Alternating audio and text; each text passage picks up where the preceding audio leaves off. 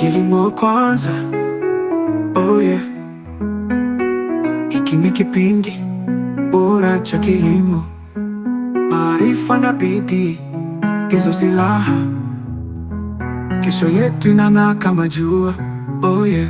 Mtazamaji, nikukaribishe tena katika kipindi cha Kilimo Kwanza, mahali ambapo unapata taarifa, maarifa, elimu na ujuzi utakao kusaidia kuboresha shughuli zako za kilimo, mifugo, uvuvi, pia kukuonesha fursa mbalimbali zilizopo kwenye mnyororo mzima wa thamani wa sekta hizi. Wiki hii tutaangazia kuhusu nafasi ya Chemba ya Taifa ya Biashara Tanzania, TNCC, katika kuchochea maendeleo ya kilimo nchini. Ungana nami mtangazaji wako John Lweja. Director wa kipindi hiki ni Omari Juma OJ. Kilimo Kwanza, oh yeah. Hiki ni kipindi bora cha kilimo, maarifa na bidii ndizo silaha. Kesho yetu inang'aa kama jua, nguvu ya uchumi. Tukishirikiana tutafika mbali. Mtazamaji, miongoni mwa malengo mahususi ya Dira ya Taifa 2050 ni pamoja na kuhakikisha kuwa Tanzania inakuwa nchi ya kipato cha ngazi ya juu yenye uchumi unaofikia thamani ya dola za Marekani trilioni 1. Ili kufikia malengo ya dira hii, sekta mbalimbali zimechaguliwa kuwa kipaumbele kwa kuzingatia uwezo wa kisekta katika kuzalisha ajira kwa wingi, kuongeza mauzo ya bidhaa nje ya nchi, kuchochea ukuaji wa sekta nyingine, kuongeza thamani na kukuza mapato ya serikali. Kilimo ni mojawapo ya sekta iliyochaguliwa katika hatua za awali kuifikisha nchi katika malengo haya, na wadau mbalimbali tayari wamejenga msingi wa kutimiza malengo ya dira hii. Hapa tunakutana na Castas Pasco, meneja maendeleo ya kilimo biashara kutoka Chemba ya Taifa ya Biashara Tanzania, TNCC, na anatuambia kazi ya taasisi yao na ni kwa namna gani itasaidia maendeleo ya kilimo. Moja ya kazi kubwa ya Chemba ya Taifa ya Biashara ni kuhakikisha kwamba biashara za Tanzania, mazao ya Tanzania yanapata soko katika masoko ya nje. Sasa changamoto iliyopo ni kwamba masoko ya nje, masoko yote yanahitaji wazalishaji kuweza kukidhi matakwa fulani. Kwa hiyo sio tu kuwatafutia masoko. Tunapokwenda kuyatafuta masoko, tunafahamu masoko fulani yanahitaji vigezo fulani. Kwa hiyo tunakuja kuwaletea masoko hayo na kuambia kwamba labda korosho inahitajika India, inahitajika kiasi gani, inahitajika kwa ubora upi. Kwa hiyo moja ya changamoto ambayo tunaifanyia kazi ni hiyo ya kuwawezesha sasa kwamba masoko yapo ndio, lakini hawa watu wanayafikiaje? Kwa sababu mtu anaweza akasikia taarifa kwamba kuna soko la soya China, lakini umesikia tu, haujui ni nani sasa anaitaka hiyo soya. Sasa ukija Chemba, sisi hapa tutakwambia ni mtu fulani yuko China anahitaji soya tani kadhaa. Kwa mfano mpaka sasa hivi tumepata watu wanahitaji soya metric tani 30,000.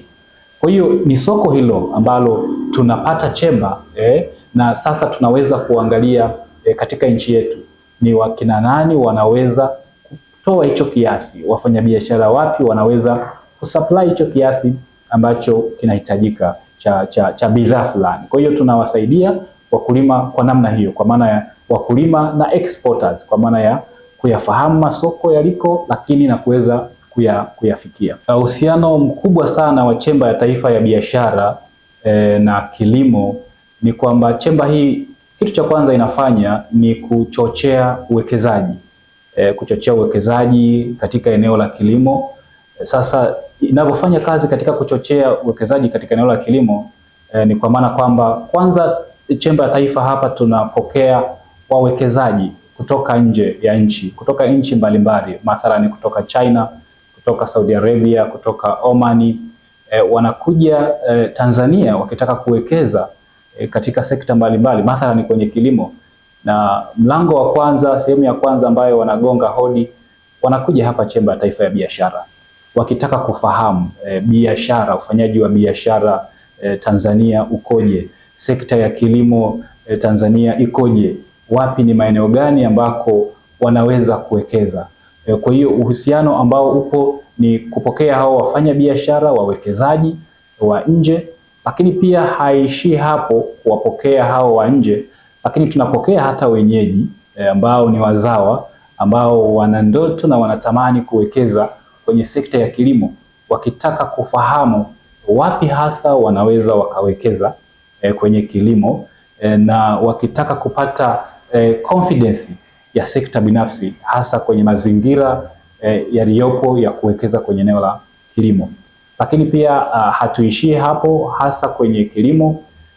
Tunaifikia jamii, tunajenga uwezo kwa maana ya kuwaambia jamii kwamba sekta ya kilimo ni sekta ya kimkakati ya serikali ambapo kuna fursa nyingi. Utakumbuka kwamba nchi ya Tanzania ni nchi ya kilimo ambayo zaidi ya 60% ya idadi ya Watanzania wameajiriwa kwenye kilimo. Lakini pia ni nchi ambayo ina ardhi kubwa ambayo inafaa kwa ajili ya kilimo, inaitwa arable land kwa Kiingereza. Karibuni hekta milioni 44 zinafaa kwa ajili ya kilimo, na ina mazingira mazuri kwa maana ya hali ya hewa. Mikoa mbalimbali zinafaa kwa ajili ya kilimo, kwa ajili ya mazao mbalimbali. Kwa hiyo taarifa kama hizo tunazitoa kwa umma wa Watanzania ili waweze kufahamu kwamba kumbe kilimo ni fursa.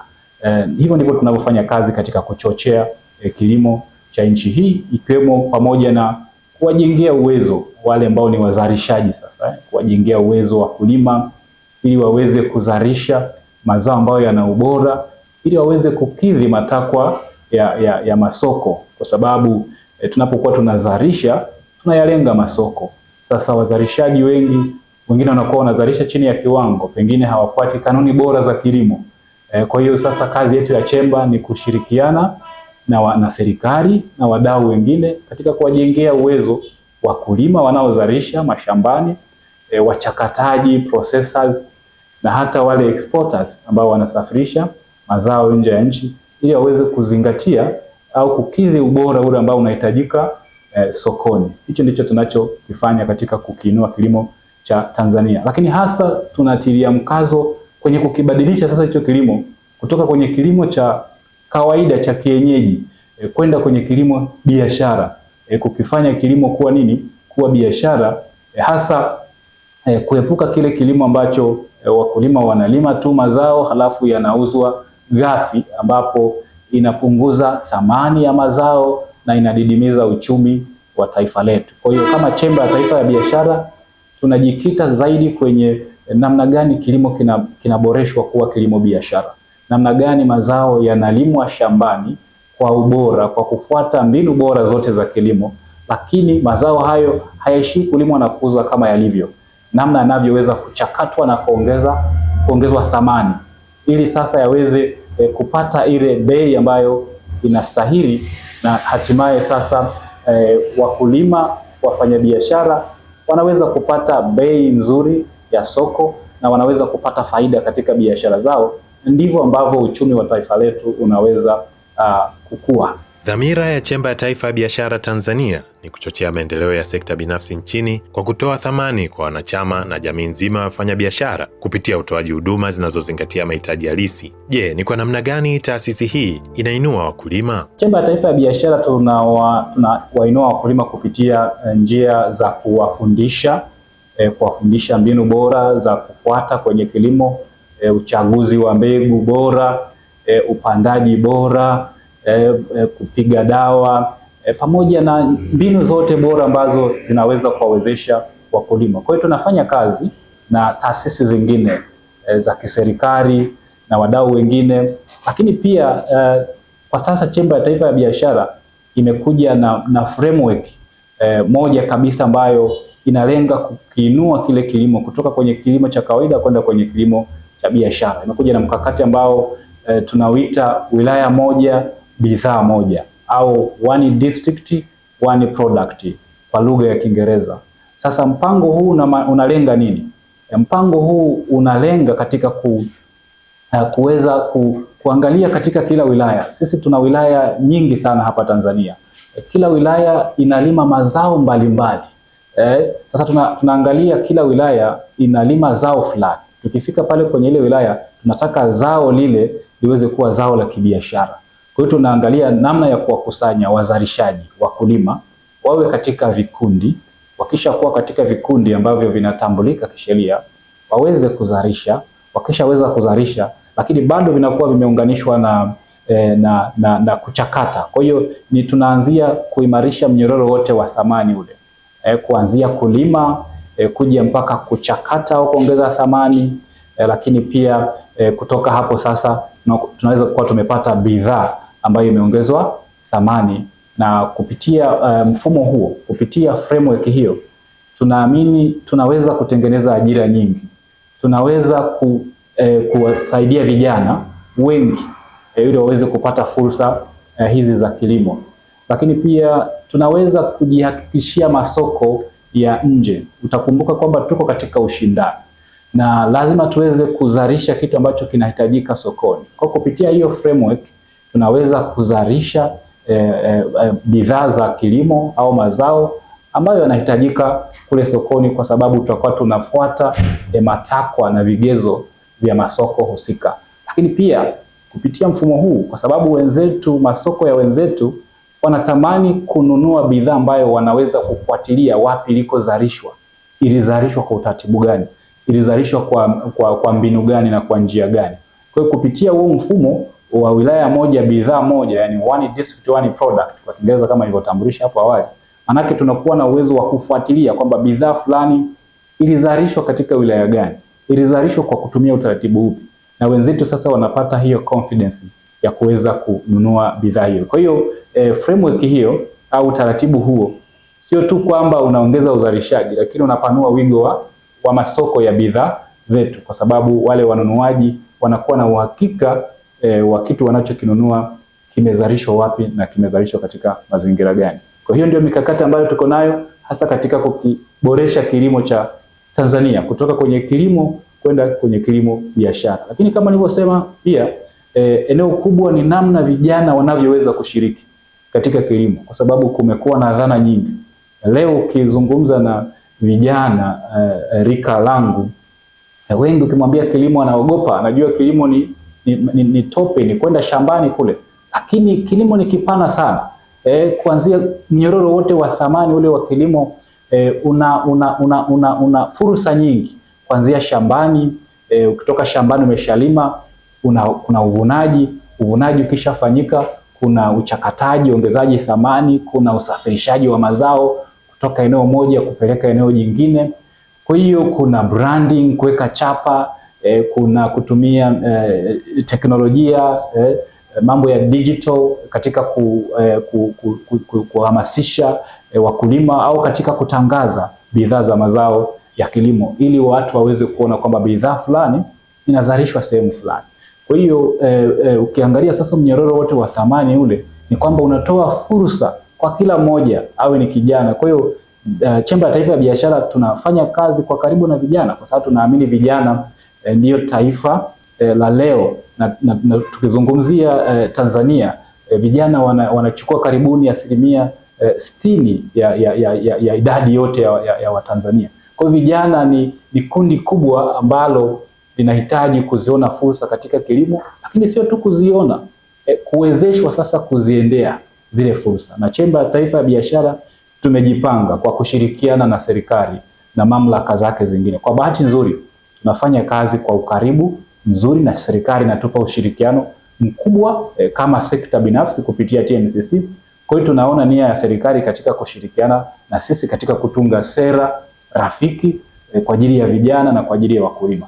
Kwa hiyo kilimo katika muktadha huo ndivyo tunaweza tukakibadilisha kutoka kwenye kilimo cha kawaida kwenda kwenye kilimo cha biashara. Upotevu wa mazao na masoko ya uhakika ni miongoni mwa changamoto ambazo wakulima wanakutana nazo, jambo ambalo hupunguza motisha na kuathiri maendeleo kiuchumi, kwani nguvu kazi, rasilimali na gharama zilizotumika kuzalisha mazao hupotea bila faida. Je, ni kwa namna gani chemba hii inasaidia kutatua changamoto hizi? Katika moja ya changamoto kubwa ambazo nchi yetu inakabiliwa ni pamoja na upotevu wa mazao. Mazao haya yanapotea kuanzia shambani kule ambako yanazalishwa, lakini kuja mpaka kule kusafirishwa na kuja mpaka kule jikoni kabisa ambako ndiko wanapika. Kwa takwimu tu za duniani, karibuni 1/3 ya uzalishaji wa mazao yote yanayotokea, 1/3 inapotea. Na ukija kwa Tanzania hapa ni kati ya 30% mpaka 40%. Ukija kwenye jamii, mazao jamii ya nafaka yanapotea. Sasa Chemba ya Taifa ya Biashara tunaona hilo ni eneo kubwa. Tunachokifanya kwanza ni kuwajengea uwezo wakulima tunashirikiana na taasisi zingine kujengea uwezo vikundi mbalimbali, vyama mbalimbali vya wakulima ili waweze kufahamu, kwa sababu wakulima wengi wanaweza wakadhani kwamba upotevu wa mazao ni kitu tu cha kawaida tu, lakini tukienda kuweka kwenye hesabu tunakuja kuona upotevu ambao umepotea ni mkubwa na unaleta gharama na hasara kubwa. Kwa hiyo tunachokifanya ni kuwajengea uwezo wa namna ya kuvuna. Kwa mfano uvunaji, ufanyeje uvunaji bora ili kuweza kuepuka upotevu wa mazao katika ngazi ya shamba. Lakini kwenye kusafirisha sokoni, ukienda kwenye masoko mbalimbali leo utakuta mazao mengine yameharibika, ndizi, maparachichi yameharibika, yameoza. Kwa hiyo tunafanya kazi na wakulima na makundi ya wakulima pamoja na wadau wengine katika kuwajengea uwezo, lakini pia watu wanaosafirisha. Tukiangalia miundombinu ya kusafirisha mazao kama yale ambayo yanawahi kuharibika, tukiangalia vifaa kama magari ambayo yana ubaridi wa kuweza kusafirisha bidhaa fulani ambazo zinawahi kuoza au zinawahi kuharibika, ambazo zinasababisha upotevu. Kwa hiyo katika kurahisisha au kuwezesha hiyo miundombinu, Chemba ya Taifa ya Biashara kama nilivyosema, wanakuja wawekezaji wengi, mathalani wenye kuweza kutengeneza hiyo miundombinu ya kusafirisha na ya kuhifadhi. Kwa hiyo tunawavutia hawa wawekezaji na wanakuwa tayari kuangalia kwamba sehemu la upotevu wa vyakula kwa maana post harvest loss ni eneo la kifursa. Kwa hiyo ni changamoto, lakini eneo la kifursa, kwa maana kwamba kuweka miundombinu bora, kwa mfano kujenga maghala ya kisasa, kuleta hiyo miundombinu ya baridi cold chain, ili kuweza sasa kuhifadhi yale mazao yaweze kuhifadhiwa kwa utaratibu mzuri na yaweze kukaa kwa muda mrefu bila kuharibika. Kwa hiyo kimsingi ni kuanzia shambani. Lazima tuanze kuwafundisha wakulima kule, lakini pia tunakuja kwenye mnyororo wote wa thamani. Kuna wasafirishaji wa ndani hapa wanaotoka mikoani, labda kuleta kule kwenye mikoa ambayo inazalisha, labda kuja Dar es Salaam, lakini kuna exporters ambao nao wanasafirisha nje. Kwa hiyo tunawajengea uwezo makundi yote kuhakikisha kwamba upotevu huu unapungua. Chemba ya Taifa ya Biashara Tanzania kwa kushirikiana na ubalozi wa Urusi wameandaa maonesho makubwa ya mazao ya kahawa, chai na kakao. Je, maonesho haya yanahusu nini na kuna fursa gani kupitia maonesho haya? Coffee, Kakao, Tea Russian Expo ni moja ya fursa ya maonesho.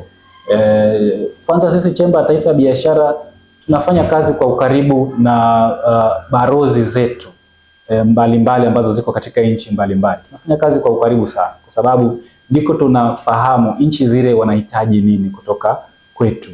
Aidha wanahitaji mazao, aidha wanahitaji fursa zingine kuwekeza. Ukija kwenye Coffee, Tea, Kakao Russian Expo ni fursa ambayo kwa kushirikiana na wenzetu wa ubalozi wa Tanzania nchini Russia, ambao wameweza kuona kwamba hii ni fursa kwa Watanzania, na tayari maonesho hayo yatafanyika kati ya tarehe 15 na 17 mwezi wa 4 mjini Moscow. Na sisi tunachokifanya, tunawaalika sasa wafanyabiashara, exporters, lakini sio tu wafanyabiashara, tunawaalika wakulima wa mazao hayo, lakini tunawaalika wafanyabiashara watarajiwa. Kuna watu ambao wanatamani kufanya biashara za mazao kupeleka nje, lakini hawajui wanaanzia wapi. Sasa katika moja ya maeneo ya msingi ya kuanzia ni kwenda sasa kwenye maonesho hayo, kwa sababu kule huyu mtu anakutana sasa na wanunuzi na anaweza kuanza kuzungumza nao.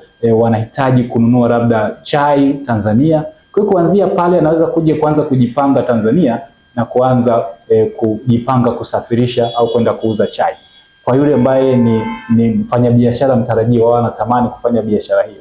Lakini kwa yule ambaye ni mfanyabiashara tayari, anapokwenda Russia katika maonesho hayo, manake tayari anapata nafasi ya kukutana na wanunuzi, anakuja Tanzania, anapakia chai yake, korosho yake, kakao yake, anawapelekea.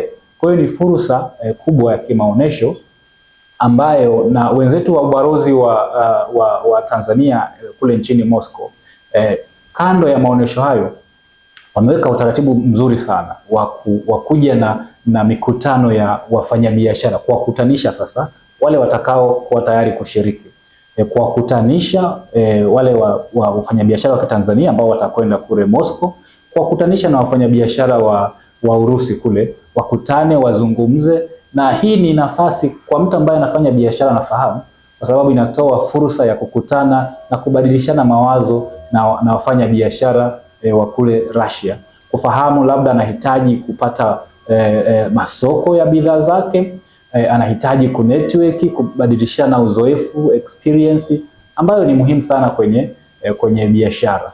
Kwa hiyo TNCC kwa niaba ya sekta binafsi ya Tanzania kwa ujumla, sisi tunatoa rai kwa wafanyabiashara wote Tanzania, kwa wanachama wetu na wasio wanachama wetu, kuzichangamkia fursa za namna hii, na tayari tangazo lile la kujisajili linapatikana katika mitandao yetu ya kijamii. Ukienda Instagram za TNCC, ukienda LinkedIn za TNCC, tayari tumeweka lile tangazo, kwa maana sasa wafanyabiashara kokote waliko Tanzania wanaweza wakajisajili, wale ambao wana interest au wana shauku ya kuweza kuhudhuria maonesho hayo.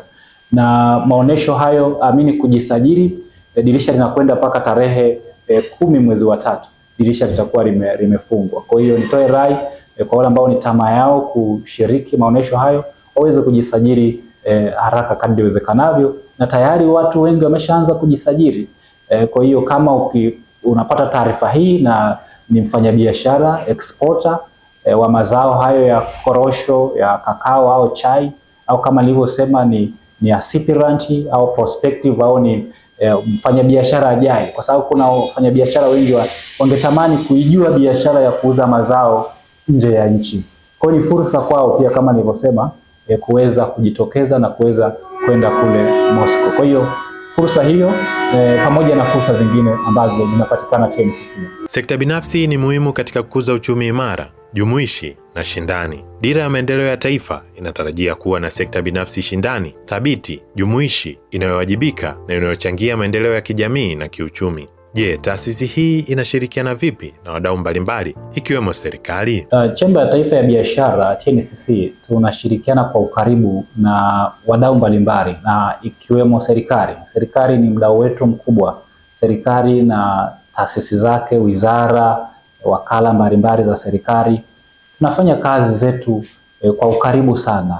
Na serikali kwetu ni mdau muhimu kwa sababu ukiangalia katika kazi zetu za kuchochea ukuaji wa sekta binafsi, na serikali ndio inaweka miongozo, inaweka sera, unaona. Sasa ukija kwenye mazingira ya biashara, ambapo serikali mara nyingi inatoa nafasi ya kusikiliza kero za wafanyabiashara, ya kusikiliza maoni mbalimbali ya wafanyabiashara, sekta binafsi, ya wakulima, na katika ushirikiano huo manake sekta binafsi kupitia TNCC tunaweza kuwasilisha changamoto hizo kutoka kwa wafanyabiashara, kutoka kwa wakulima kupitia platform mbalimbali ambazo TNCC tunazitumia. Kwa mfano tunatumia mabaraza ya biashara ya wilaya, ya mkoa, ambako Chemba ya Taifa ya Biashara ni mwenyekiti mwenza. Ukienda kule baraza la biashara la wilaya fulani, wilaya yoyote, mwenyekiti mwenza wa baraza lile la biashara ambako yanajadiliwa mambo ya kibiashara ngazi ya wilaya na changamoto zake. Kwa mwenyekiti mwenza unakuta ni mwenyekiti wa TNCC katika wilaya husika. Na ukienda hata kwenye ngazi ya mkoa ambako pia mabaraza yale ya biashara yanafanyika. Kwa hiyo kupitia kwa mfano mabaraza yale, majadiliano yale, changamoto zile ambazo tunazijadili pale za kibiashara katika eneo husika.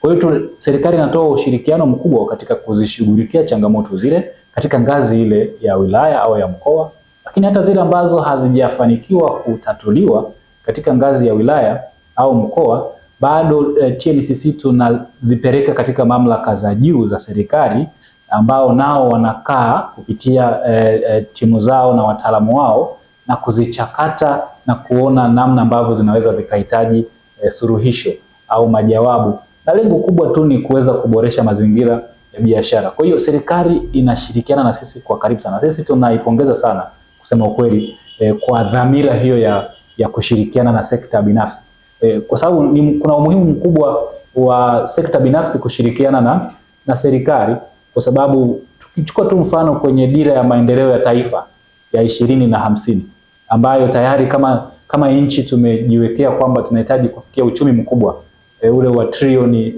1 dola za Kimarekani, na ambako ukiangalia pia sekta binafsi inatarajiwa kuchangia 70% ya uchumi ule. Sasa ili uchumi uweze kufikiwa, lazima mazingira ya biashara yawe ni bora, na serikali inashirikiana na sisi na sekta binafsi kupitia TNCC na wadau wengine kuhakikisha kwamba inaweka mazingira bora ya biashara ili kufikia uchumi ule mkubwa, na ili kuiwezesha sekta binafsi sasa kuchangia ile 70% katika uchumi ule unaotarajiwa ifikapo 2050. Kwa hiyo tunafanya kazi kwa karibu sana na serikali na tunaipongeza serikali kusema kweli. Mbali na kuinua wakulima kwa kuwajengea uwezo kwenye kilimo cha kisasa na upatikanaji wa masoko, taasisi hii pia inawalinda wanachama wake dhidi ya changamoto mbalimbali wanazokutana nazo katika masoko, kama anavyobainisha zaidi Castas Pasco, meneja maendeleo kilimo biashara kutoka Chemba ya Taifa ya Biashara Tanzania. TNCC ni sauti ya wafanyabiashara, ni sauti ya sekta binafsi katika taifa hili, na hasa inaangalia maslahi mapana ya wafanya biashara wanapoweza kufanya biashara zao, ili waweze kufanya biashara zenye faida, sio biashara ambazo wanatapeliwa. Na kwa kutoa mfano tu, TNCC tumekuwa tukishiriki katika kuwasaidia wafanya biashara wengi, makampuni mengi ambayo yamekuwa yakiingia katika matatizo ya kutaka kutapeliwa fedha zao katika biashara zao katika mataifa mengi. Mathalani tumekuwa na experience nyingi sana, tumekuwa na uzoefu mwingi katika eneo hilo. Tumekuwa na kwa mfano mtu mmoja, kampuni moja alitaka kutapeliwa dola nyingi za fedha za Kimarekani kule China, lakini pia mwingine alitaka kutapeliwa kule Spain, lakini kwa sababu alikuwa ni mwanachama wa Chemba ya Taifa ya Biashara, Chemba ya Taifa ya Biashara iliweza kufanya ufuatiliaji na kuhakikisha kwamba mwanachama wake huyu anaweza kupata mali zake na kupata fedha zake. Kwa hiyo unapokuwa Chemba ya Taifa ya Biashara unahakikishiwa kufanya biashara zako kwa usalama. Na kusema ukweli, wafanya biashara wengi mpaka leo hapa Dar es Salaam mathalan tuchukue, wanakwenda kuchukua bidhaa China, kwa wanakumbana na utapeli, wanatapeliwa. Sasa ukiwa mwanachama wa Chemba ya Taifa ya Biashara, kwanza tutakukutanisha na watu ambao ni sahihi. Unajua Chemba ya Taifa ya Biashara tunawasiliana chemba na chemba. Kwa hiyo chemba za China, chemba za wapi, chemba za India, tunafanya mawasiliano. Kwa hiyo ni rahisi ukiwa ni mwanachama wetu, unapopata tatizo labda la kutapeliwa fedha zako, labda umepeleka bidhaa na mtu wamekataa kukupa fedha au wanataka kufanya vinginevyo kukudhulumu. Kwa hiyo ni rahisi sisi kufuatilia kesi kama hiyo na kuhakikisha kwamba unaweza kupata fedha zako na unaweza kufanya biashara zako kwa kweli kwa faida na sio kwa hasara. Kwa hiyo Chemba ya Taifa kama sauti ya wafanya biashara, moja ya kazi yake ni hiyo, kuhakikisha kwamba watu wanafanya biashara zao na wanapata faida na sio hasara. Kwa mujibu wa mpango kabambe wa mageuzi ya sekta ya kilimo 2050, kufikia mwaka 2050 inakadiriwa kuwa sekta ya kilimo nchini Tanzania itakuwa kichocheo kikuu cha ustawi wa uchumi, ambapo pato la taifa la kilimo agricultural GDP litaongezeka mara 5 na kufikia dola za Marekani milioni 100, ambazo kwa makadirio ni kiasi cha shilingi trilioni 280 za Kitanzania. Lengo hili litafikiwa kwa kuimarisha zaidi ushirikiano baina ya wakulima, serikali, sekta binafsi na wadau mbalimbali ndani na nje ya nchi. Je, ni wito gani meneja Castas Pasco anautoa? Ninatoa wito kwa wakulima na wazalishaji na pamoja na makampuni na taasisi zingine kwamba TNCC kuna fursa nyingi, fursa za masoko kama nilivyozungumza mwanzo, lakini pia fursa za mtandao, lakini pia sisi TNCC tunapatikana nchi nzima, tunapatikana mikoa 26. Tuna ofisi zetu katika mikoa yote hiyo Tanzania bara, lakini pia ukija hapa Dar es Salaam ambako ndiko kuna ofisi zetu kuu kwa maana ya makao makuu. Kwa hiyo tunapatikana makao makuu na tunapatikana kila mikoa, lakini kitu kikubwa hasa katika eneo katika sekta ya kilimo, sisi tunatoa rai kwa wakulima, kwa sababu wakulima wetu bado wamekuwa wamejitenga kwa asilimia kubwa. Kwa hiyo tunatoa wito wa wakulima kuwa katika vikundi, na sisi TNCC kwa kushirikiana na serikali na mamlaka zingine zinazohusika, Wizara ya Kilimo, tuko tayari kushirikiana kuhakikisha kwamba wazalishaji wakulima wale wanakuwa katika makundi ili iwe rahisi wao kuwafikishia huduma wanayoitaka, kuliko akiwa ni mkulima mmoja mmoja, lakini wakiwa kwenye cooperative kama ushirika au muundo mwingine ambao unawakutanisha wakulima katika kikundi ambacho kiko kisheria. Kwa hiyo inakuwa ni rahisi kuwajengea uwezo, inakuwa ni rahisi kuwafikia na kuwapa huduma fulani wanayoitaka. Lakini kitu kikubwa ni kurasimisha biashara. Kilimo nacho ni biashara leo. Kwa hiyo wito mkubwa ambao tunatoa ni wakulima na wafanyabiashara za kilimo na wafanyabiashara wa biashara zingine kurasimisha biashara zao. Biashara ziwe rasmi. Biashara zinapokuwa rasmi zinatoa nafasi ya biashara fulani kukua. Kama biashara haijarasimishwa, inafanywa kienyeji, inajibana katika kuweza wigo wa kutanuka na kukua, kwa sababu ukirasimisha biashara, iwe ni ya kilimo, iwe ni biashara yoyote, unapoirasimisha wewe mfanyabiashara, inakupa nafasi ya biashara yako kukua, inakupa nafasi ya kupata fedha za mikopo. Labda kama unataka kukopa benki, mtaji biashara yako iwe ni rasmi, mtaji biashara yako iwe inaonekana inavyofanya kazi zake. Kwa hiyo kuna faida nyingi za kurasimisha biashara, lakini pia kurasimisha biashara unavutia wabia, joint venture ambao mnaweza mkafanya nao kazi katika kuboresha biashara zako.